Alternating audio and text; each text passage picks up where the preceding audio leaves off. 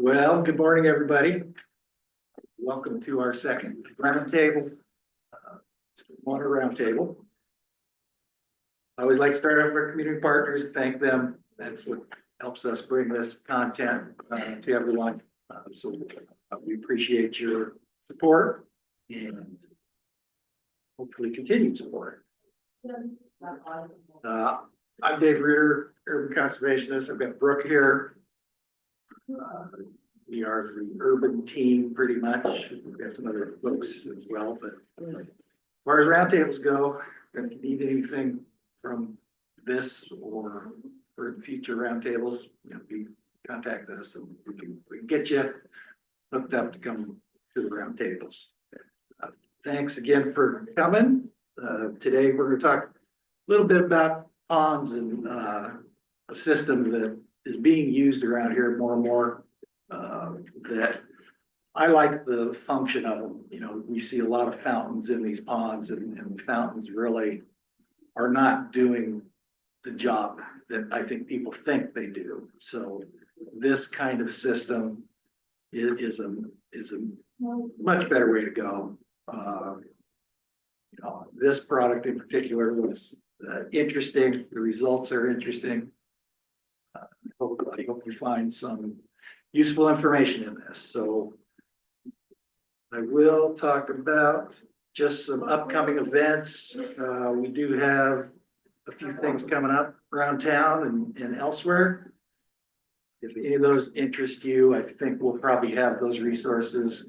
Well, they're in the Urban Review. Check out the Urban Review, and I know the links are in there as well. So go to our website if you want to check on any of these dates and places and registration. All those links are in there for that. But that's what's coming up in the next month or so for local events. With that, I'm going to stop sharing and turn it over to our guest, Sandra Burton, President and CEO of LINNE Industries. Yeah. All right.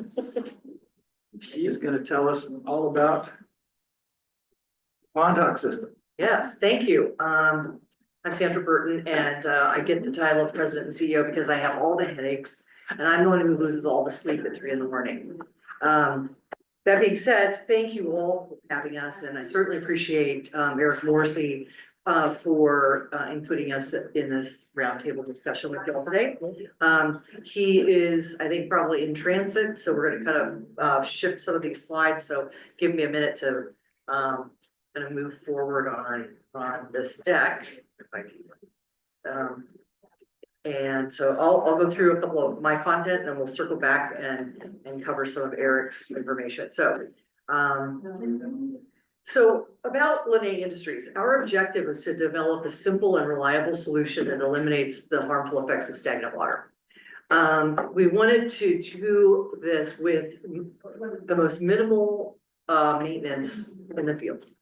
It doesn't do any good if you put an aeration system in and you have to take it out multiple times a year, put it in, or you need to, you've got to service it all the time, or it's in a remote location and now you've got to get out there and fix it. That doesn't help anybody.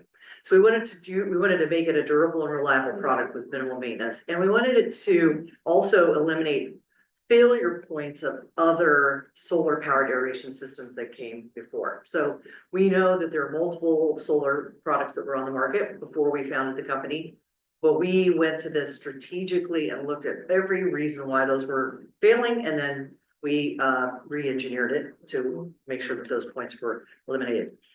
But it's great that we have a product that works, but if it's not doing something that means something to folks, then that's not helpful either, right? So we really needed to do some water quality sampling and testing to make sure that we're helping folks meet their TMDLs and all the requirements around MS4 permits.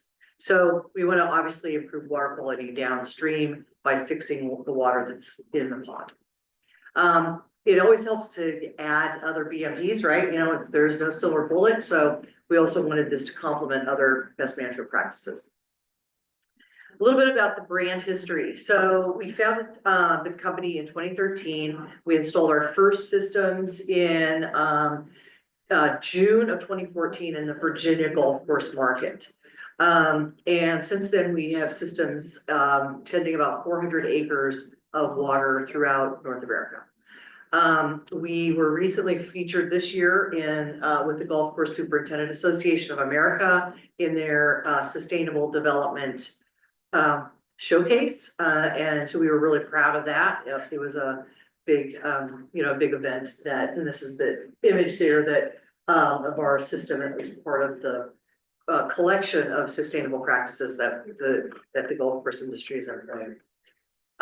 We're also very proud and kind of praying here that our systems that were installed in the two large stormwater ponds for Orlando Utility Commission at their new St. Cloud facility in Central Florida. We just installed those last year, and we all know that those guys are in the crosshairs right now of that storm. So we certainly are hoping that everyone in Central Florida is going to make it through this storm. Unfortunately, that's why we're all here, stormwater. But the other thing about PondHawk is that we've really met the mark in a lot of states where PondHawk's actually eligible for incentives on the state energy efficiency and renewable energy program. So there's more and more of that we're seeing where the PondHawk system is getting some grant funding. And then we've also been doing some measurements in validating the customer experience with like what Eric has here in Dublin. We really wanted to start doing baseline testing and then follow-up testing after the systems are installed. So here's a concentration of where our customers are. We obviously have municipal stormwater is a big group of our customers. Golf courses, that was really our market entry point. So we're really concentrated throughout the mid-Atlantic. Ohio is one of our strengths as well, strong market segments. And the Denver market is another one of our really large markets also. We have a good concentration in the Arizona area, around Phoenix. And we have some interesting cases there where we're aerating ponds that are taking effluent from the sewage treatment plant, and then they're using that to irrigate the turf. So I have an interesting drone footage of that I might be able to share in a little bit.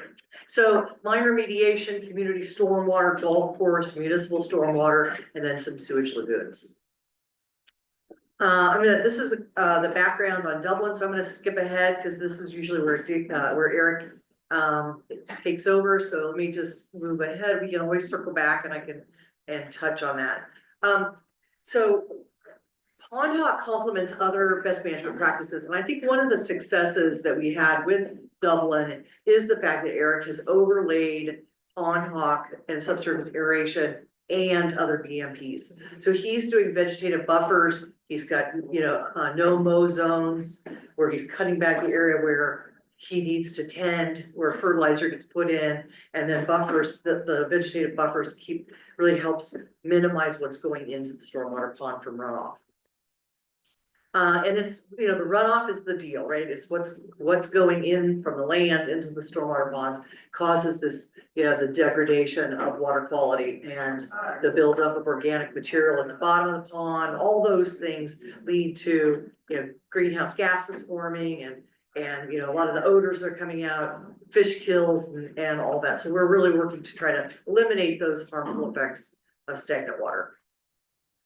Increasingly, there's a cost to, we all know the cost of stormwater, folks, but there's a cost to others as well, with community complaints and then impact on recreational health, pollinators. There's new science that's tying poor water quality in stormwater ponds or general ponds, and pollinator predators kind of going up as the pond quality goes down.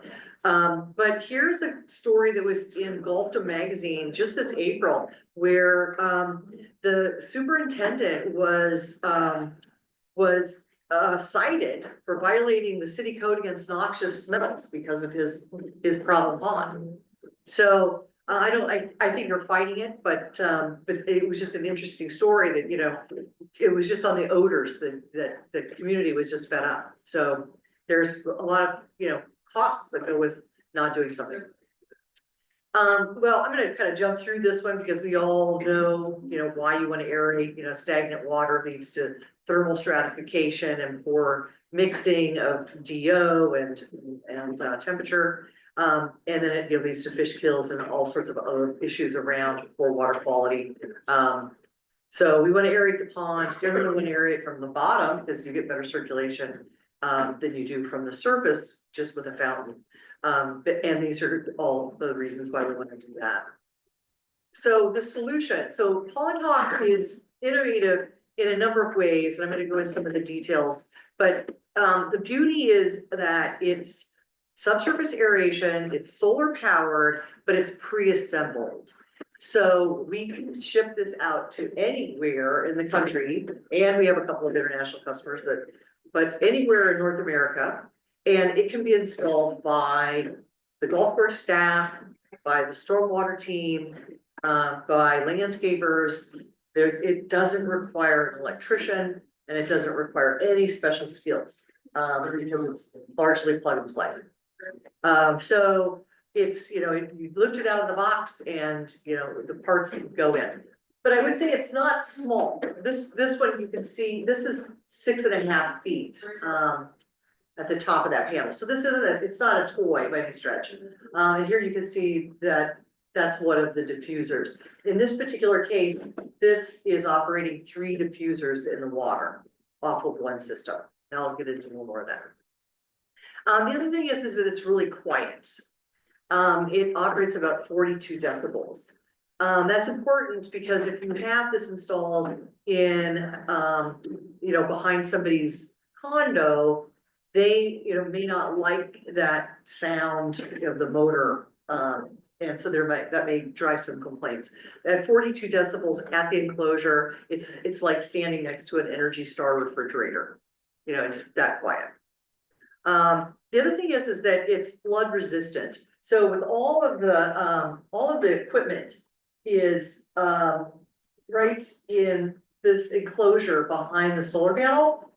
Everything below that floor is a closed system.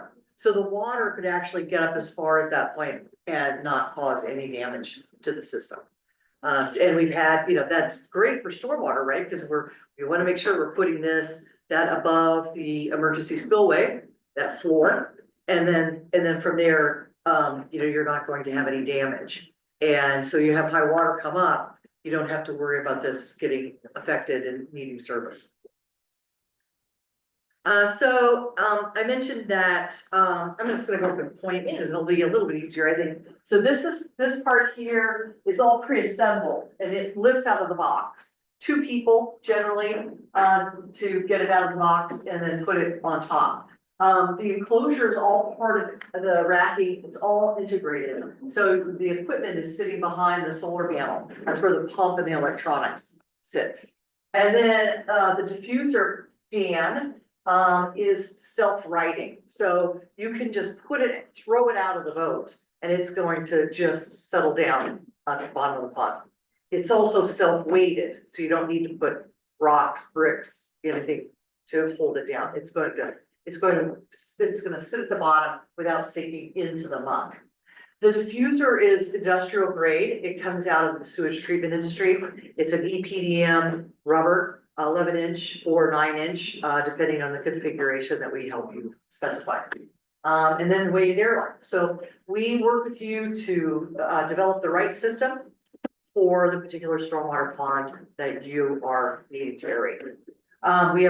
We can serve as small as a 1/10 of an acre and as large as 2 acres, depending on configuration and depth and age and things like that.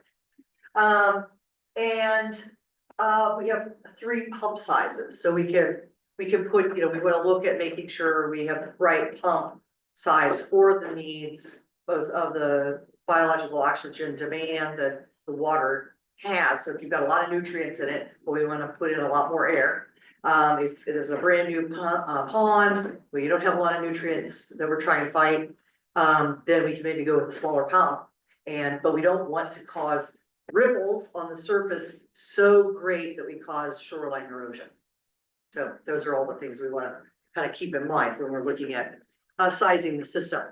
But we can help you with all that. Structural integrity, it's in a foundation that is designed to withstand 120-mile-an-hour winds. We have experience surviving Hurricane Harvey in 2017 in Houston. So of which we're proud of that. That system is still operating today and tending their pond. We have some new data. Florida. It's gonna be some kind of data. Yeah. This is a great image of some golf course staff installing the equipment inside the enclosure. The pump and the controls, those two components, the pump sort of that is that white part, and then you can't really see, he's fastening in some set screws. There's a receiver pole in there, and that receiver pole it slips on top of the mast, and then you orient it to south, and then there are two set screws that you lock into place to keep it oriented and steady, or in the right direction. And then the solar panel is already wired into this enclosure, so the pump and the control goes into the enclosure, two wires connect to the controls, and then the air line gets attached to that. And then the air line goes down the inside of the mast and comes out a port that's below grade. So that means now you can mow around it, you can trim around it, and there's no damage to the airline because it's all protected. Protective shield armor. So this is an ad that we did during COVID. It was originally designed to be steel sheets that protected the north side, the back side of the solar panel against golf balls. And it was originally done, it was originally done just as an add-on for golf course customers only. But COVID, we have several customers, but this is Montgomery County, Maryland, has multiple systems in 2 different locations. And during COVID, there was just a run on stealing solar panels. And there are 2 systems at this park, they cut them off. They just, so we decided during COVID that we would make this a standard feature, because what the steel plates do is it's like kind of like an origami, right? They're slipped in here, and once the top and the bottom plates on, you can't get the side plates off, so you have to kind of know the order to be able to access it. And once those are on with tamper resistant hardware, means that you really have to study it to figure it out. So that has eliminated theft. So, we always gotta think ahead, right? Any questions so far? Yeah. How many diffusers can operate off one solar panel? With our largest pump, we can operate 4, but it's dependent on depth. Okay. So we put 4 in a couple of cases in Maryland where we've got another sewage facility in where the water's going to the golf course. And it's a long, narrow pond, but it's only about max 5 feet. Off season, when the tourists aren't there, it's only about 3 feet. So we have 4 diffusers on that with our larger pump. So it kind of depends, but 4 is the max off one system. Question? Oh, okay. All right, good question. Thanks. This is new. So popularity of golf really went up during COVID. It was like the only sport you could do and still be social, but not break any rules. But with that brought in a lot of new golfers that were particularly great. And we saw a huge spike in the damage to the panels, as a result so we, just unrolled this, I guess last month, Greg, we were at Rehoboth Beach Country Club. We put the first, ones up in, Delaware, and we replaced 2 of their broken panels.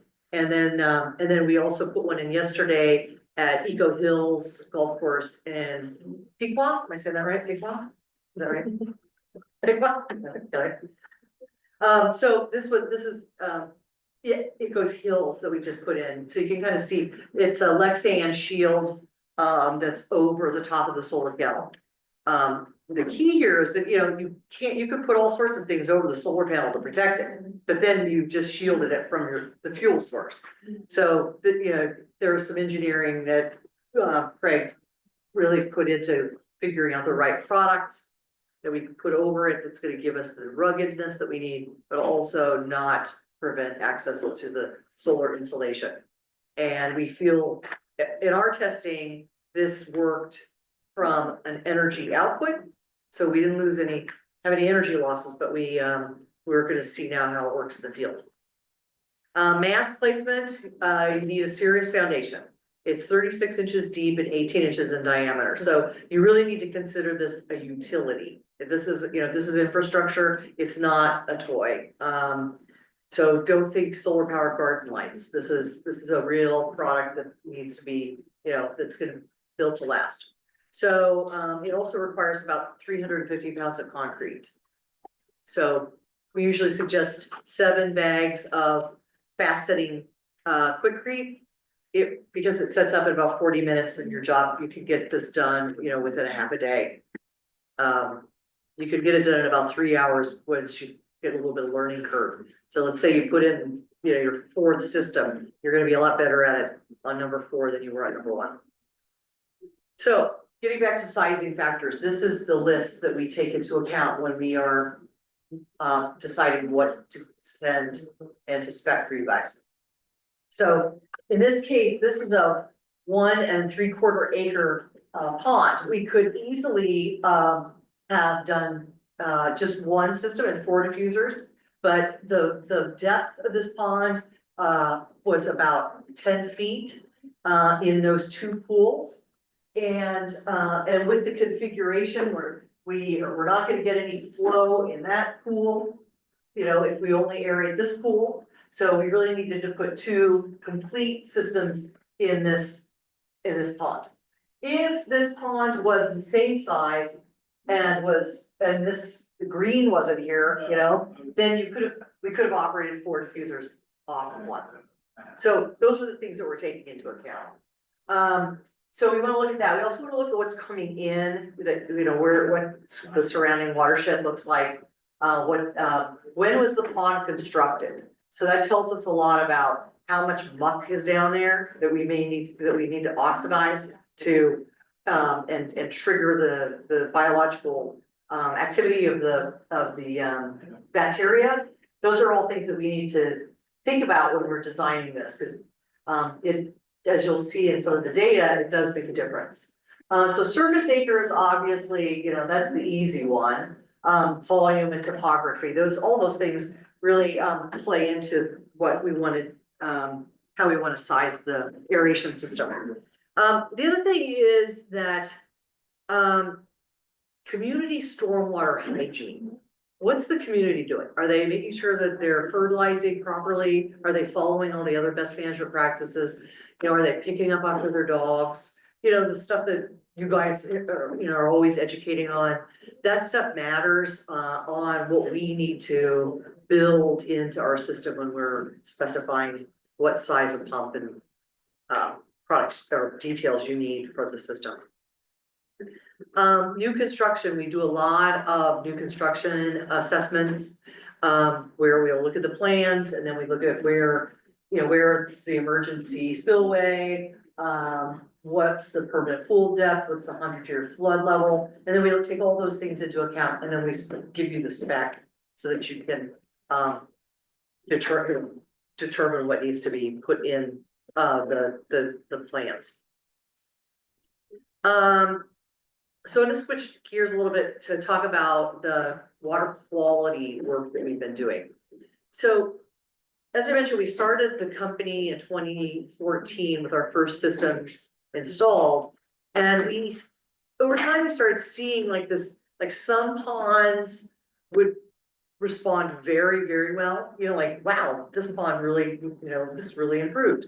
Then we had a couple of Department of Transportation ponds that wouldn't move. We couldn't budge the needle. You know, why isn't there any improvement? You know, so we brought in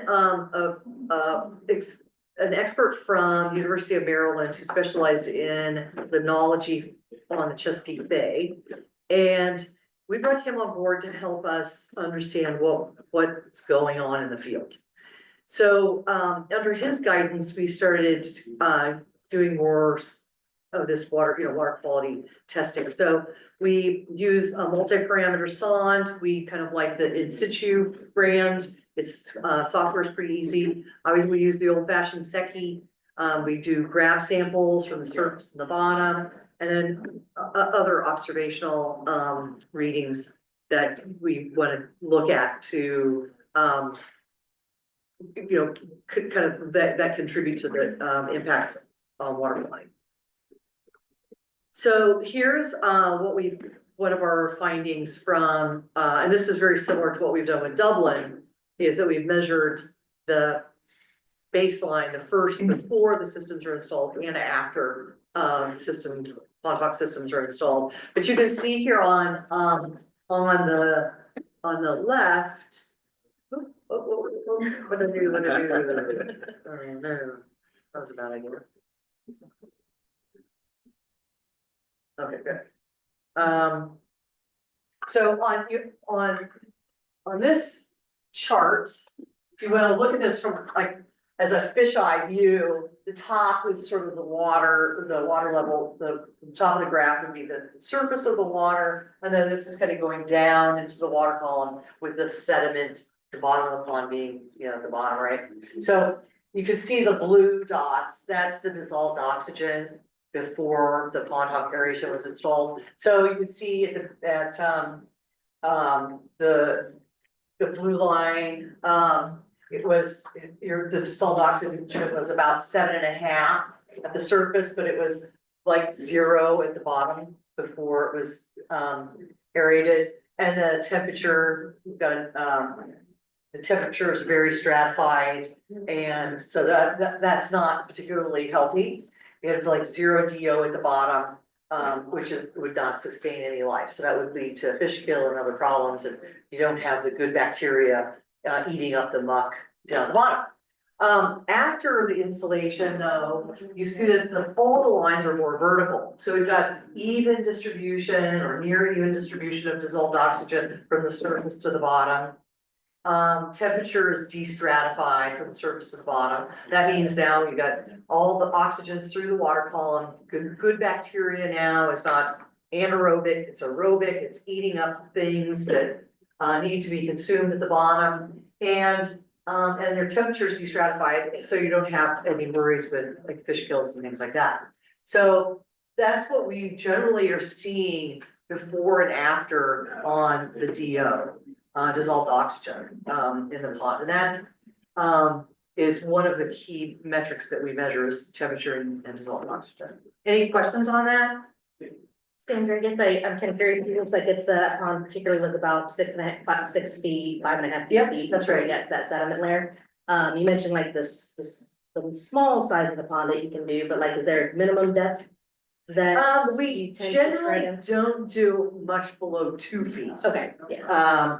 That I find it interesting just because I know some of the stormwater design manuals around here kind of gone to having shallower stormwater ponds because they think that there's reducing that potential for the stratification, but a lot of stuff I've seen just doesn't, it seems like a lot of shallow ponds stratify as well, and this kind of is a pretty shallow pond as it is. Yeah, like, right. So it's a nice correlation to kind of see that you're seeing that as well. Yeah, we do see the stratification. Yeah. Yeah. And I think also, I'm kind of curious, have you noticed since you are in multiple areas, obviously you probably deal with TMDLs like in the Bay Area more on their reductions over there.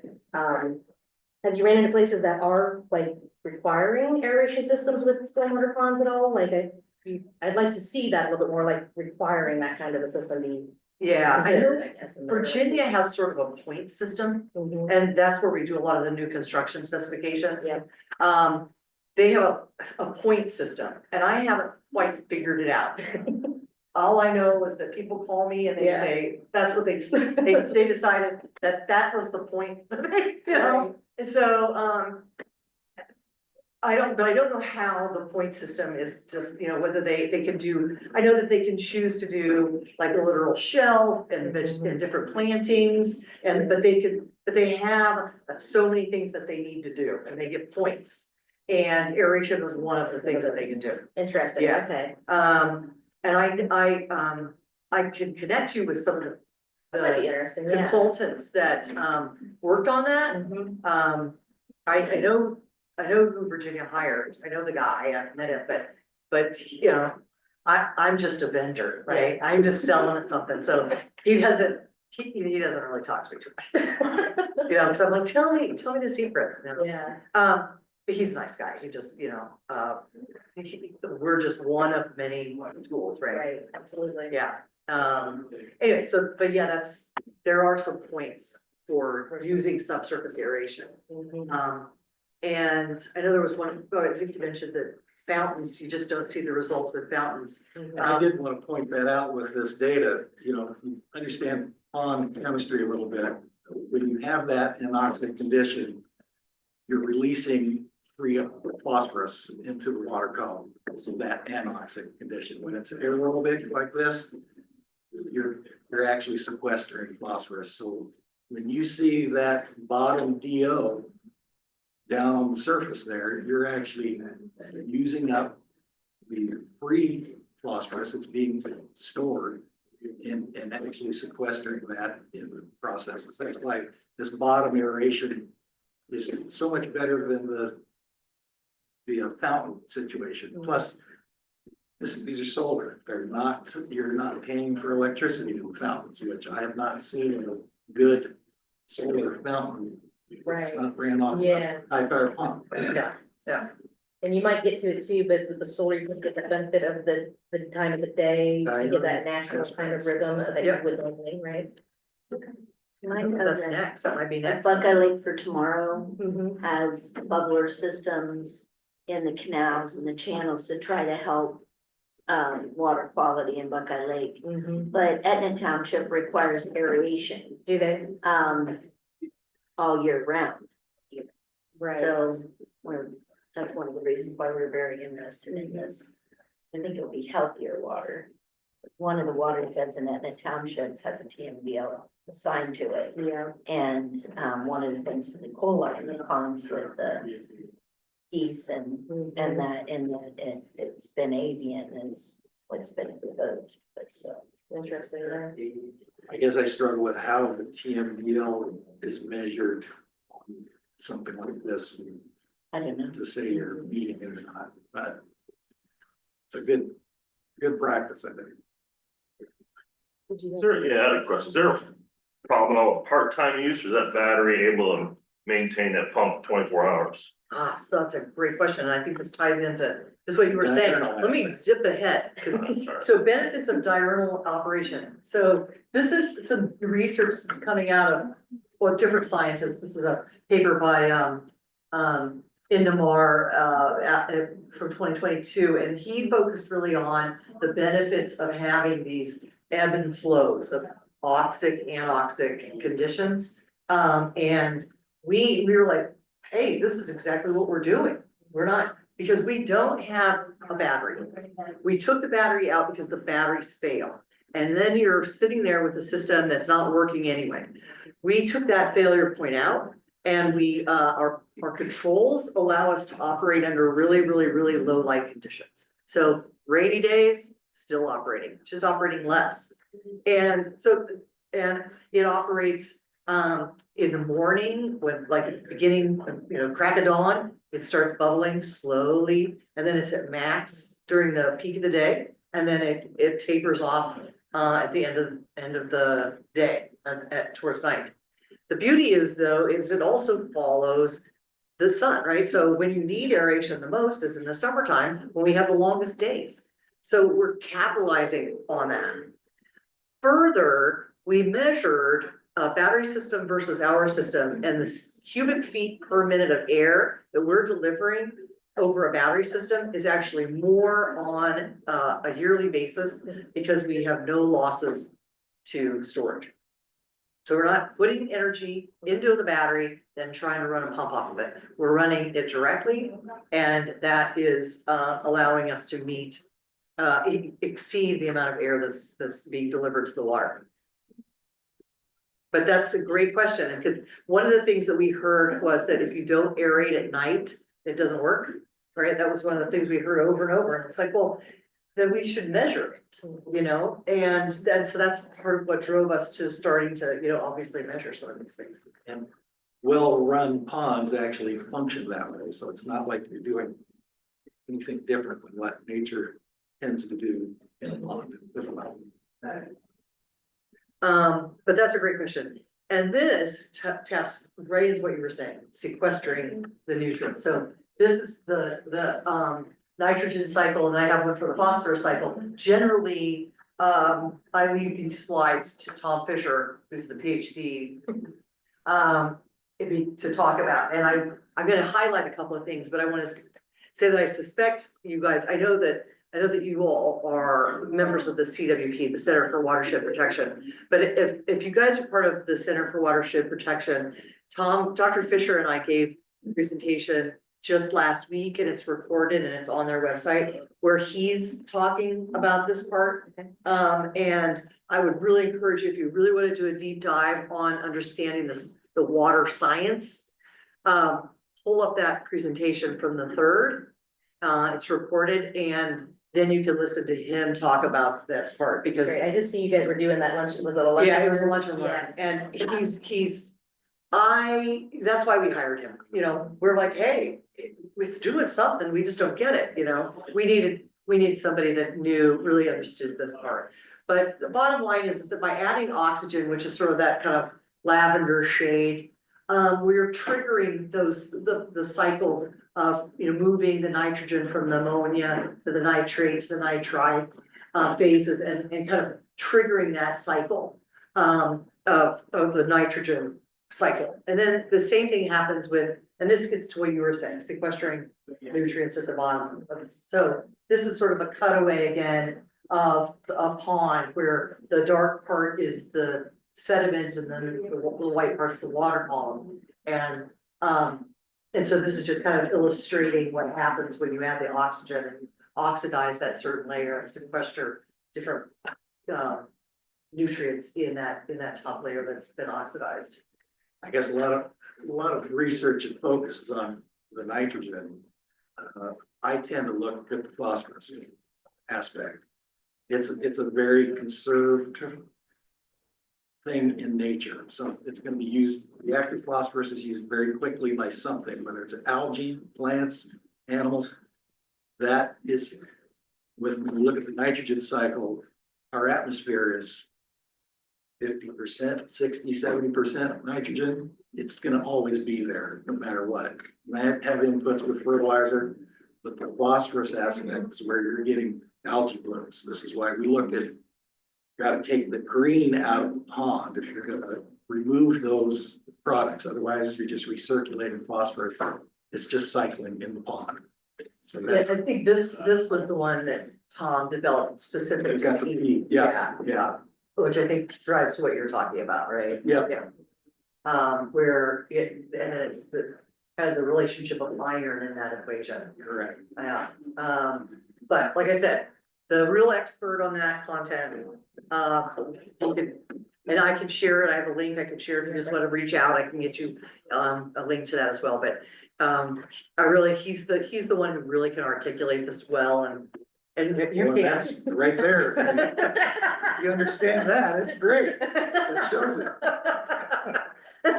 Right, okay, moving right along. The other thing, this is about solar heating and what happens to temperature through the water column and the evaporation effect as well. So this is another, I'm gonna kind of zip over these. Craig, did you want to add anything to this?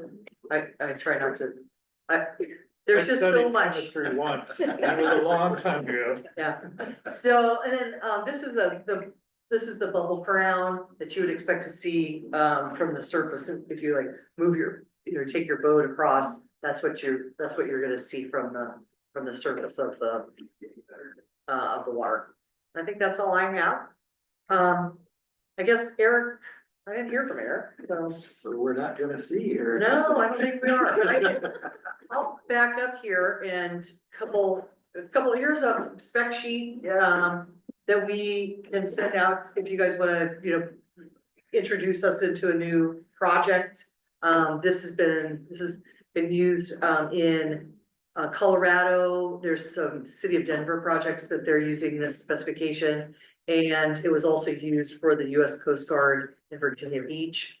It's really hot off the press. We just actually finalized it and made it live like last month. So it's pretty new, but this gives you everything you would need for you to have a landscape company, or anyone that is doing the contract work for the stormwater pond to be able to meet the requirements. Yep. So with purchase through installation, what do you guys do? You help review the system for needs and then ship a box?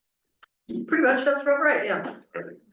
Yep, we, do I have a slide in here? I don't know if I have a slide in here for that. Usually I do, maybe I don't. No, I don't. It's a pallet, it's on a pallet. Craig, do you wanna talk a little Yeah, I bit can about? speak to that. Yeah. Essentially, when the solar panel is mounted to the enclosure, when we ship it sort of on its side. And so the box is 6 foot by 50 inches tall, including the pallet. And it's a little over 2 feet wide. It's a big box, weighs about 320 pounds, depending on how much airline we stuff in. So that's on a pallet strapped down. And then the other carton is the mast. And it's a 4x4 box that's just under 8 feet. And that's a single unit with a single diffuser? Yeah, it could Okay, be the multiple. diffusers go in the Can be big multiple. box. Yes, we can put, up to 4 diffusers in the box. Each diffuser is boxed as well. One of the things that I was really focused on is our packaging is very expensive. And the reason for that is damage. You ship this thing, across the country and it shows up, box looks fine, but something inside's broken. Well, now that, such a big hassle and the trucking company is not gonna pay for it. So the only thing that still gets us is in the transfer terminals and freight companies, guys that run those fork trucks. I don't know, like slot car racers or something. And we've seen some. I bought when we buy solar panels and buy it through distribution, and we get pallet with 24 of it. And everything looks fine when it shows up, sign off on it. And then when we start digging into that inventory, fair enough, there's a fork truck right into the frame because they stack them one on top of the other. And right above the pallet, the fork dug a hole in the frame. And now it's a solar panel that we can't use. And trucking companies. But that's essentially how we manage. Cross country, where are you guys from? We're in Delaware, yeah, mid-Atlantic area, but we have systems as far north as Georgian Bay in Canada. Portland, Oregon is a repeat buyer, city of Portland. And we have systems in Las Vegas. And we have a few, three systems that we ship to the golf course in South Korea. Yeah. Which is a fluke. It was a fluke, whatever. They still work. Anyway, but this is the part I really like Eric to talk about, but let's talk a little bit about Golf Club of Dublin. And I think this is really important because this is where we, I think we as a company shift from just being a product provider to really diving in deeply into the science was with our work with Dublin. So in 2018, the city had hired Stone Environmental, I believe they're from the Cleveland area, to do a watershed assessment of the golf course. And their assessment determined that there was significant impairment due to temperature stratification, low dissolved oxygen, and high nutrient loads. And they recommended using subsurface aeration and a whole list of other best management practices. That goes back to what I mentioned about Eric doing vegetative buffers and things like that. So that's kind of where all this started, was back in 2018. And in that, Eric did some research and, found that, hey, this is a solar option and I don't have to run power all over my golf course, and that would be cost prohibitive. It just really would be cost prohibitive. But because we happen to have the solution, he looked into putting PondHawk in. So he put the first systems in, the first 5 units in, and then they continued to add 5 systems every year on throughout their golf course. I think the only year they skipped was 2023. So they have systems, all the red letters, that's where all the PondHawk systems are on the property. The table shows the year they were installed, then details like the serial number, and then the orientation of the solar panel. We like to have 180 degrees, so due south. But what we've also learned since 2018 is that because of the size and the solar panel that we use, we're getting the maximum CFM coming from our pump, even if we aim it west or east. So that's given us a lot of play on golf courses on which direction we want to aim the panel. Does that help with the Aaron golf? It does, that's right, yeah. So, if we can still get maximum airflow coming from the pump and have it at a 200-degree orientation and save, and then get the steel plates towards the driving side, well, then that's a win. So you can see some of the orientations that we've noted there where we're off by 230 degrees, 115 degrees, and the system is still operating at the same outflow. So that's a win. And so these are all the locations that the systems are installed. I wanted to say one thing about Dublin is that they have 38 acres of water on the property. That's why there's so many ponds. And it's really not done. There's still 2 ponds left. We still have, we're not going to probably do 12 and 13 because that's their irrigation lake and they get a lot of flow through there. That's the one at the bottom. So they draw a lot and there's always flow coming through that one. And the next one that we've sized up and that we want to do baseline testing on is the one between 17 and 18. That's really the last one that they're considering adding PondHawk to, is the long pond between 17 and 18. And that's a challenging project because there's this side here is homeowner property, right? This is field play. So we need to put the systems kind of down on this side and on this side. So we need to do some airline, we have to run airline from these 2 ends, through this area. That would be a lot more.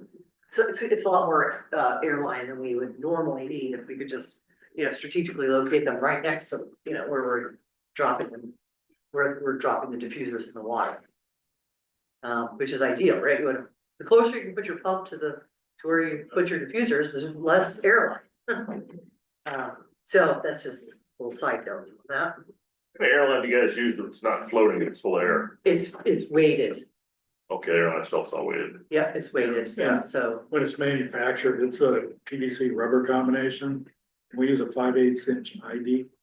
The OD in this hose is a little over an inch. So it's got a really thick, it's a 3/8 inch wall of rubber. And they're like every 100 feet is 45 pounds. So it doesn't float. Yeah. The other thing is that to that point of the diameter of the walls also make it really resistant. I'm not gonna say, it's resistant to muskrats and other, wildlife damage. We have had, I know Eric he was sort of the first case where muskrats chewed through the airline hose. Nice thing about that as opposed to wire is that you can couple it together, right? You don't have a wire out that's, gonna require a lot more, electrician or something to come out and replace that wire. So back to, in 2020, we, had, captured some more data on, kind of following up on the baseline stuff that, Stone had done. And looked at, measuring, the ponds after the aeration had been in for a period of time. So what we found was that, our, temperature was originally, let's see, so our goal was obviously to reduce temperature stratification. And so we saw that the stratification went down, at depth or improved temperature stratification, pH normalized or remained the same, conductivity, that was improved and showing that we had reduced some of the pollution and dissolved solids in the water column. And turbidity had also improved, and the dissolved oxygen was the most notable change with the DO going up to above the Ohio requirement. I think 4 milligrams per liter is what we see from the Ohio requirements, was to see a bottom DO of at least 4. And I think we're sitting at about 6. I think that's all I have for that detail. There's more data on Dublin that I don't have in here, that I can share with you all later. And that I think covers everything I wanted to talk about, and a little bit of what Eric probably wanted to talk about. I know he can talk more about his experience in lowering some of his costs. He had a reduction of about 30% in fewer chemical applications the first year. So he was able to really cut back on some of the chemicals that he was putting into the golf course ponds to manage algae. And he also had a significant reduction in labor costs, because you're 30% less applications mean 30% less labor, and all those things kind of trickled down on that. So I think those are some of the things that we've had him talk about before, was just reduction in cost. Yep. What is the golf course doing to reduce sedimentation and nutrient loading beyond this? I mean, they should be doing basic stuff to prevent nutrients from going into the pond, right? He is, yeah, he is putting in vegetative buffers around, so that he allows for no mow zones around the ponds. So that also keeps the geese from getting in, because the taller the grass is around the pond, the less they like to, try to get there. So that's been a case where has these no mow zones. The other thing I know that the community's been doing is doing a lot of community education, because there's a lot of things that, the community has they all have beautiful lawns, but that comes with nutrients. And that all gets, goes into the ponds that are around the golf course as well. Some golf courses use the water from the pond to irrigate the golf course. And then they reuse whatever chemicals went into the pond, and so they don't over spray or whatever. It's more of a thoughtful approach rather than just that this problem, let's throw in more stuff to kill algae, and that's just additive. Well, I'm trying to prevent. and I don't want to speak for Eric. I know that there's just. I know that the Golf Club of Dublin is an Audubon certified sanctuary golf course, so they've really. Raised the bar on making sure that they've done everything they can on managing and reducing nutrients and chemical applications. So I do know that, but I'm not a, you know, I know that there's vegetative buffers, there's all sorts of best management practices. I know that adding aeration and subsurface aeration in particular is considered a best management practice by the Golf Course Association. But, you know, that's probably all I can speak to as far as I'm not, you know, I don't have much more to add to that. I know we always talk about having vegetative buffers on the ponds. It's surprising with golf courses how much of those ponds are actually in play. So they don't want a vegetative buffer there mowed to the edge, just because that part of it is in play and it's a golf course. So that's up to them. Well, that's a good point too, because, you know, the superintendents walk a fine line between trying to make sure that they're keeping their costs managed. They're doing the best thing they can to be stewards of the environment, and then managing the, you know, expectations of the golfer. Because the golfer, you know, you put in a no mow zone, and then somebody puts their ball out there. And they, you know, now they gotta go find their ball, and it's like a bunch of ticks, right? Oh, God, I gotta get my ball out of that tall grass. You know, I'm gonna get ticks. You know, where's that superintendent? You should mow that, right? Yeah. So there's a certain amount of expectation that's coming from the golfers themselves, you know, that they have to manage. But you're right, it goes both ways too, in that way that with what they're doing, with some of the practices that they're trying to do, kind of educating. I know some golf courses make an effort Person. to minimize application of herbicide, whatever they want. And I know they do that, and I know they reuse the water, and I know and some don't, Yeah, so you should encourage them. Oops, did I It's miss? the superintendents I've talked to, you know, they're always trying to reduce applications because it costs. If they can reduce those costs and still maintain their grounds, they're happy with that. So I do think they try to not over apply, try to maintain those costs reasonable. Right, you know, and I've heard it, I think I've heard it said, this is a little video I'm gonna share here. Of a golf course that's using reclaimed water from the sewage treatment facility.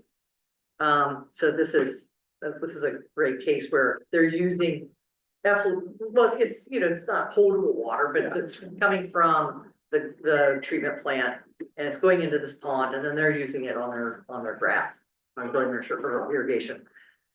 But I think the best explanation I heard from a superintendent was that all in all, they're the guys who are creating this, you know, the space for the game. And, you know, it's a business, they want to make money, so they don't want to put any more inputs on their field than they absolutely have to get the playing surface that they want, right? So I think that gets to what you're saying. But anyway, this is kind of getting to how golf courses kind of help with other issues, you know, sometimes this is I think this is a 3-acre pond, it's 7 feet deep. And here's you could aerial view. What's hard to see in this is that the ripples are going all the way across the pond. So you're really, it's giving a lot of circulation through this water column. And the other thing you can't really see with this screen is that you can see how far, you can see how far that moves. So anyway, Did they use anything prior to PondHawk at the golf club? This- They have fountains. Eric. no, because there's no power. Gotcha. So this was the first. This was, attempt to yeah. something. So we don't, but I do have, and that CWP presentation that we did, that one talks about, a very detailed.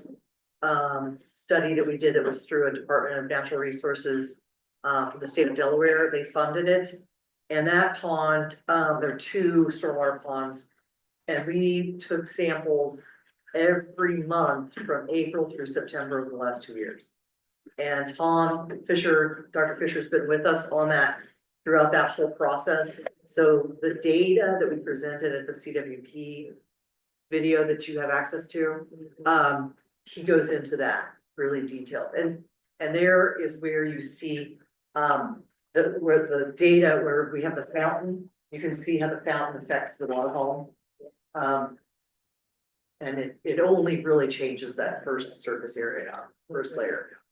Now, we have a growing problem with stormwater ponds. You know, some of our ponds now are 25 years old or older, maybe. I think we probably have a pond issue every week that we have to address with somebody. But you know, that's gonna be a continued problem with these ponds. I was curious about the lawsuit, actually. That was interesting. That they were getting them on noxious smells. So I've been to several ponds that have noxious smells like that. Yeah. We had one a couple years ago, pond completely turned over. We thought we had a sanitary leak in there because it looked like black water, nothing but black water. It smelled terrible. And that was late in the winter into spring. The snow melt from the parking lots that piled up big piles of snow that then we had a nice sunny 65-degree day. All that cold melt water went into that pond and completely turned it, and it was nasty. They ended up draining it, they dredged it, they had fountains in it. Fountains, I think the fountains are still there. Well, one takeaway from well, 2 takeaways actually relevant to that, is that the other thing is the amount of salt that you're getting into those at that time of year, right, from road salt, is also creating, I think it's called a pectopine, right, which is even a more rigid thermal stratification. Yeah. And that makes that noxious smell even worse, right, because it's really. So there's some of that, there's some data on that as well, because we were fighting a little that with these ponds. So that's a great point, because what we're seeing is that the aeration from PondHawk is busting through that and still getting that destratification, even in the case of having salinity. The other thing is that the other takeaway, because this Cape Shores community really likes their fountains, right? You've got 2 big fountains right at the entrance. They're not gonna get rid of them. And that's fine. But the maintenance on their fountains went down because the water quality is better and it's not sucking up, Right. it's not sucking up algae into the fountain and clogging it, and then it breaks down, and then somebody's gotta come get it, fix it, and put it back. So it reduced their service costs by adding subsurface aeration. We've seen somewhere the fountains actually resuspending Yeah, sediments turbidities. and everything else, to where you might have some other practices upstream that are helping keep the water clean that's coming into the pond. You might have really good, reasonable water quality at the entry, but at the actual outflow is actually dirtier because of this resuspension with those high powered fountains pulling and just resuspending everything. So so And just the wave there's- action on the banks. yeah, The wave action. Yeah, Yeah. erosion.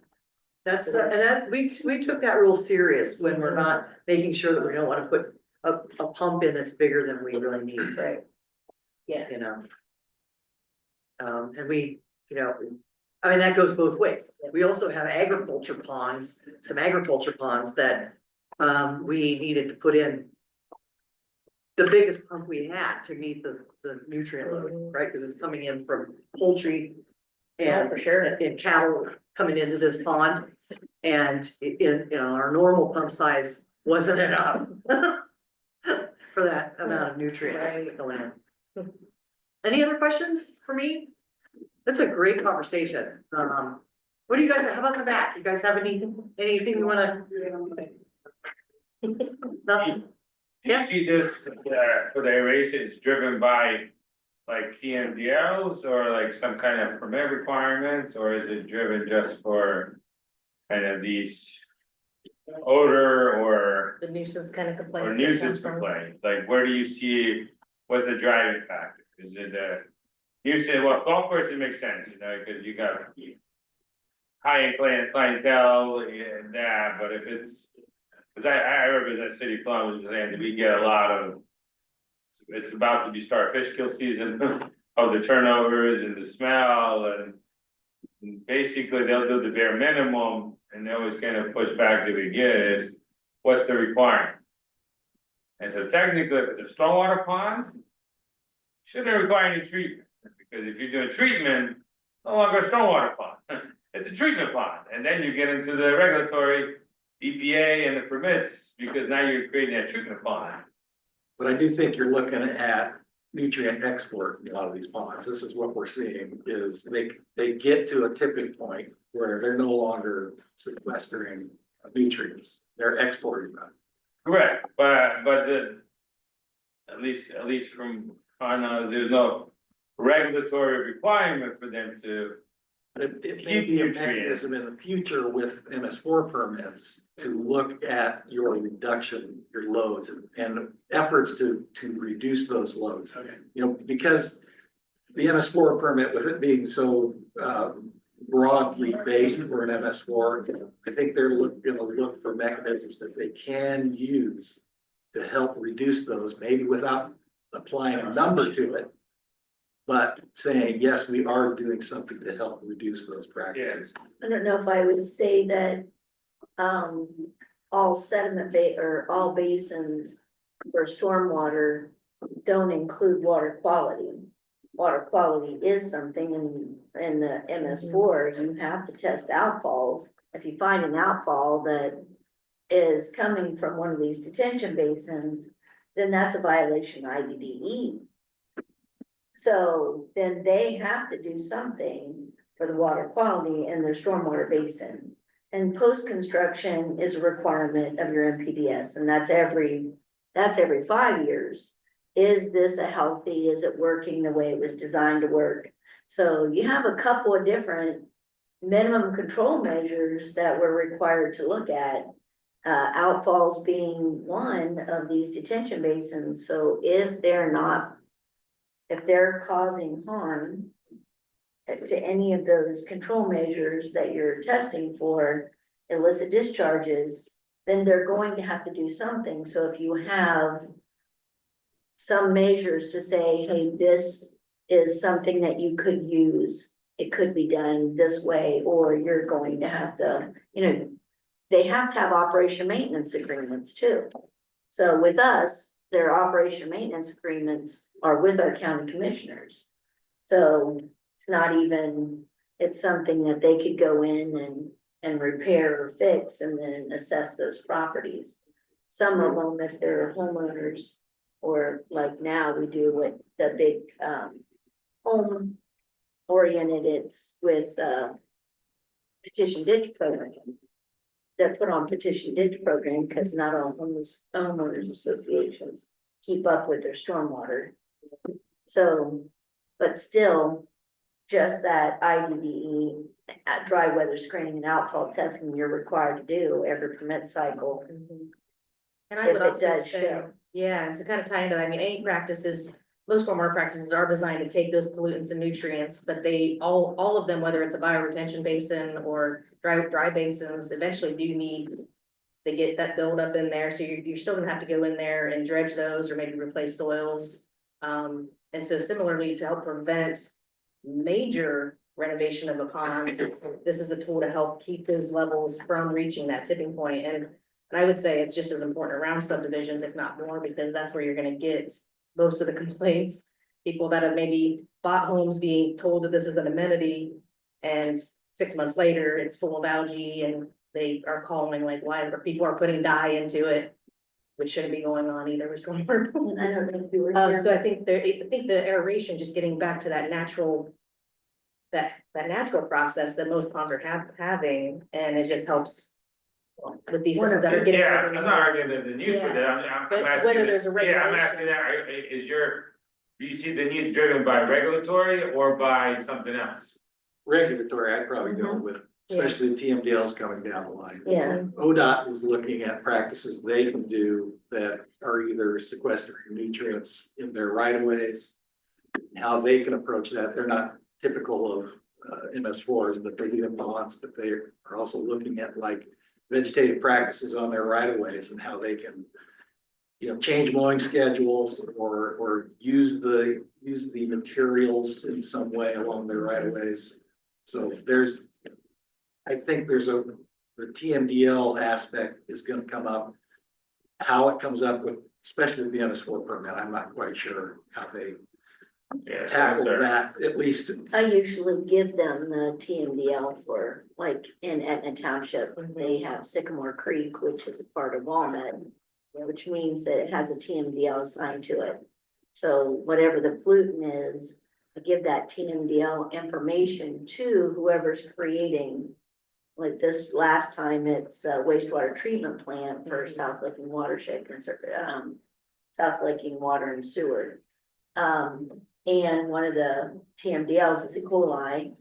So among others, so they had to put a water quality control into their stormwater detention basin that was a direct outfall into Sycamore Creek. Because of the And I TMDL. guess the problem there though is like the monitoring of that, especially with like private ponds. I'm not quite sure how I would go out and sample that outfall for PMDL based polluting and point to it as saying that's problematic. That's, you know, a big monitoring. But Yeah, well, that was it's- the one requirement for them. And I So don't think they, you see they're that in gonna monitor it MS4s. so that they could be proactive in the health of the stream because they're a water and sewer. And they have those testing Good, equipment. for wastewater, but for regular ponds, they don't have one. Make it a little bit harder. And Yeah. so in Columbus, we were probably reaching 5,000 post construction. We inspect them all, but we expect them, are they built and functioning as they're supposed to be? No one, there is no, for stormwater, there is no requirement for sampling. But you don't do the dry weather Outfall, screening, yes, outfall outfall, testing, Yeah, we do, Yeah, so. you do, but usually by the time it gets to the outfall, it's so diluted. You're not getting hits. which pond was the problem, which, you know. Correct, yeah, so we're not getting hits on, and substantially. And so, yeah, we do quite a bit, illicit discharge, it's sometimes even hard. If you have small outfall, yeah, but if you have a 24-inch and above, even if you have a straight connection, sewer connection. Something's so diluted, you get minute traces of maybe there's illicit discharge. With these nutrients, I mean, we have a very robust illicit discharge and outfall. The 6 years I've ever seen it, I don't think we ever got hit on nutrients. Yeah, what you're Well, seeing that's like good in for Maumee, you, but yeah, up we're in not. Maumee, in they're talking about assigning, you know, percentages to the entities. You Yeah, know, so the MS4, the urban MS4, they're getting a 9% reduction. You know, so how do you get that within your community? That's where I see maybe the community start implementing aeration systems in their ponds. But that's I what don't Etna think you're gonna see Township- that from the higher up aspect of that.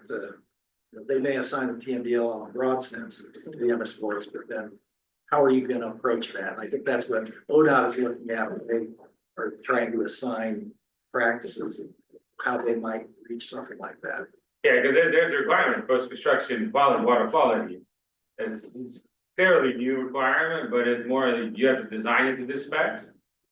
But there is O&M, but it puts it on the private sector, at least from, I don't know, Franklin County does, Columbus, we don't have a program that we're gonna do the O&M, take it on. Yeah, We have no plans of ever doing that, because it's, if you have a couple hundred there, let's say we're approaching 5,000 already. And that's within last 5-6 years, and so we put on them, we go and we inspect them every 5 years for post-construction, but there is mostly, is it still designed, did the design not change? You know, is the outfall not crumbling?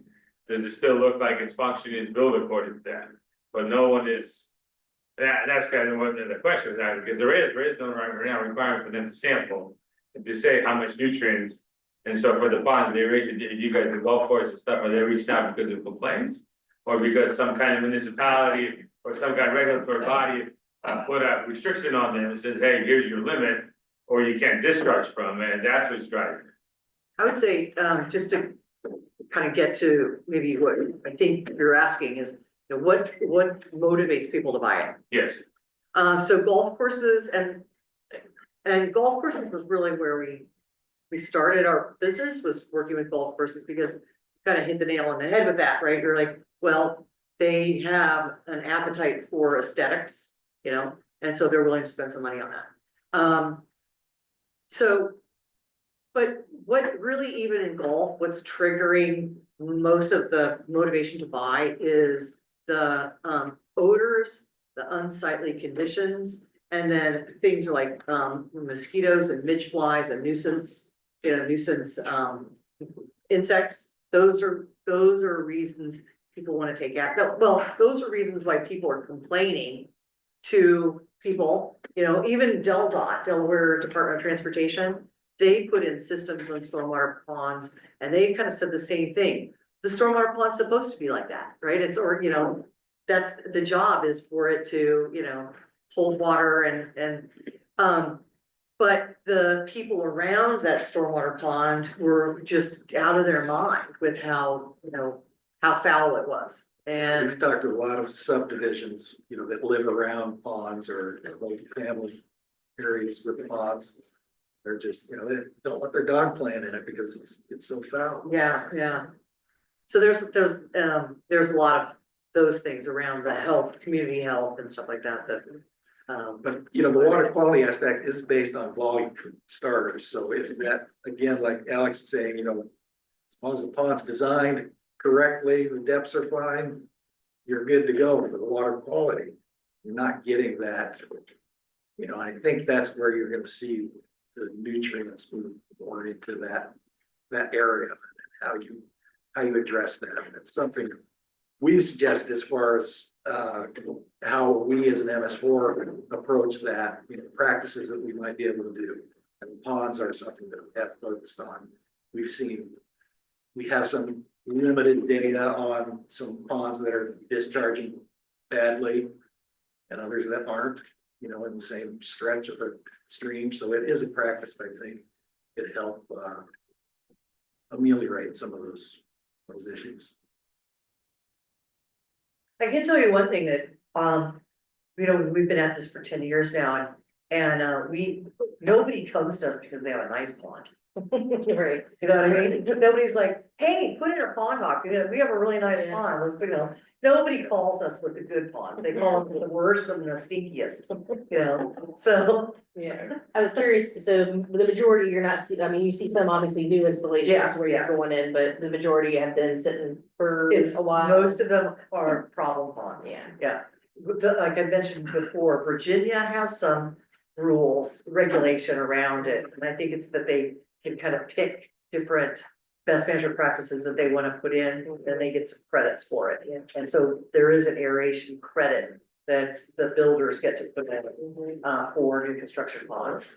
So that's a motivation. yeah, and like in Ohio, we don't have that. Right, And so that's, I guess that's what I was getting to, so it's driven, yeah, cause there's a credit, and said, we get a lot of complaints too, but mostly, what is the city gonna do about it? Every time, this is your HOA, this is your apartment, this is a private pond. yeah. What are you guys gonna do about it? Because a lot of people build this, but then there's the lackey part, this is a required maintenance. It's not a one and done, ponds are supposed to settle, ponds are supposed to sequential nutrients.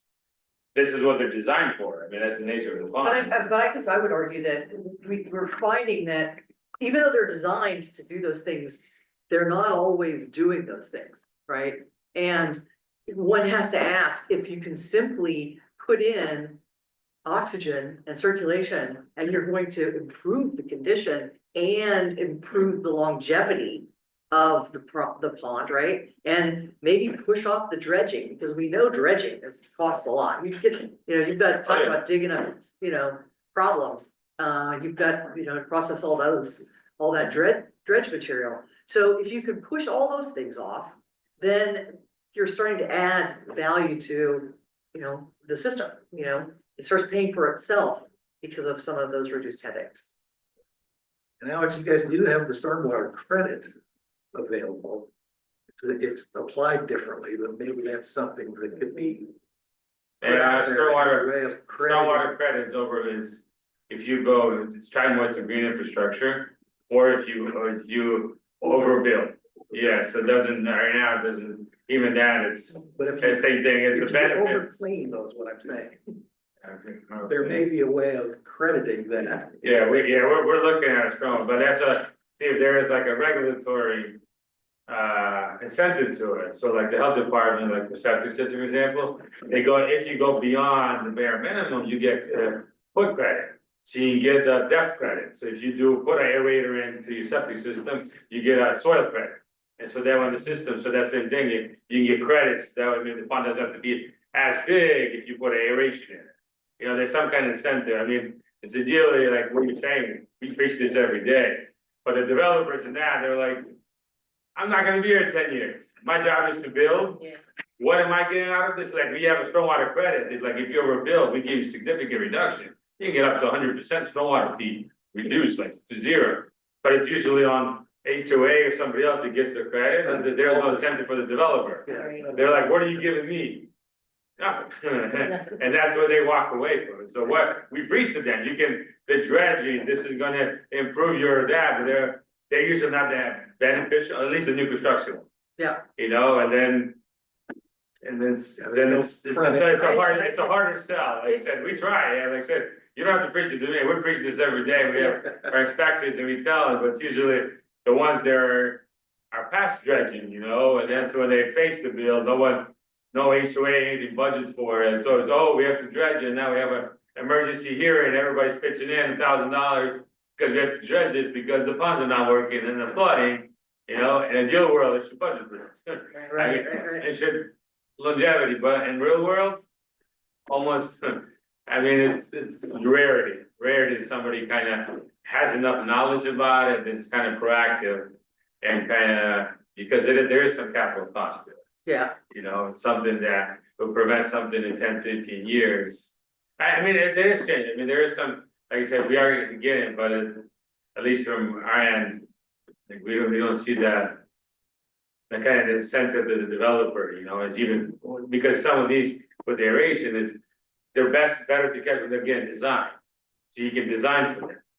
You know, they're looking at your bare minimum, but driven by our construction general permits in Ohio, you know, aeration is nowhere in there. well, one thing that we've been doing to kind of work around some of that, because there is a disincentive for them to do it, right?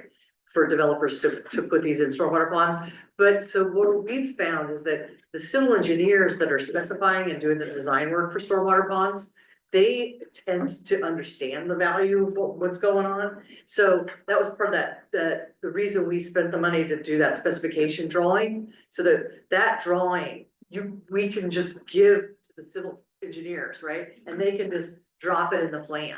And that, as we've actually seen that be really well received by civil engineers, because civil engineers understand that aeration is a valuable tool in improving the use of the basin that they're building.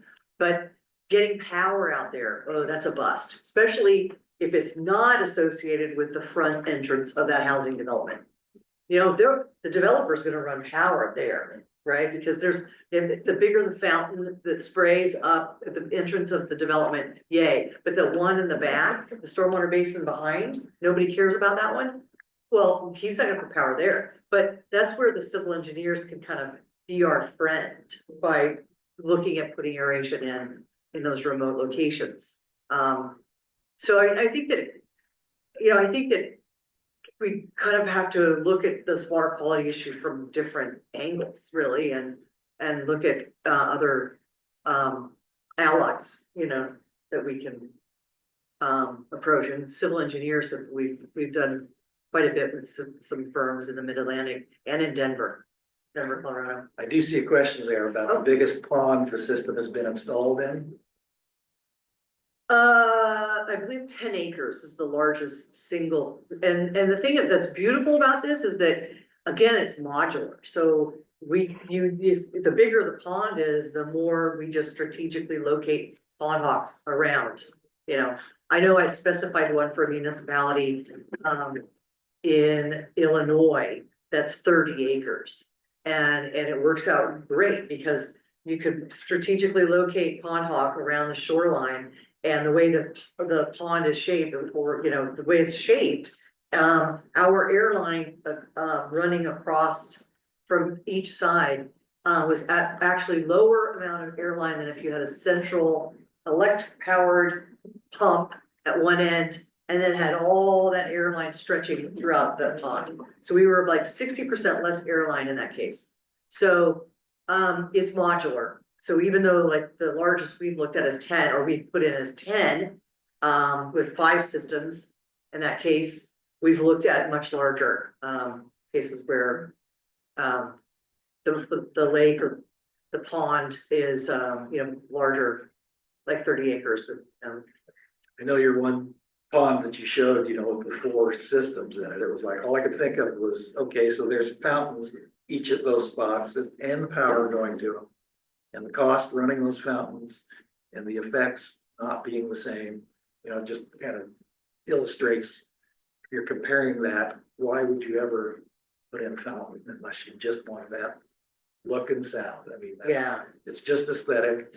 Yeah. We try to tell people that, but they still want the aesthetic. Yeah, they do, it's true. But, and the other thing is that fountains, the energy costs of running a fountain, you know, lead to putting on timers. So you're turning them off, you're not actually aerating overnight, or you're not aerating, if they're on for, you know, so many hours a day, because the energy costs are high.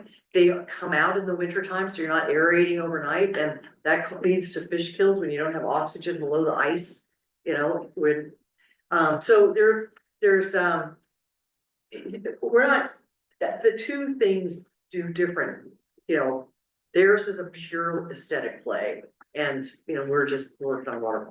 So, but they're complementary because your fountain operates better when your water quality is in better shape. So, you know, you don't have as much maintenance on your fountain.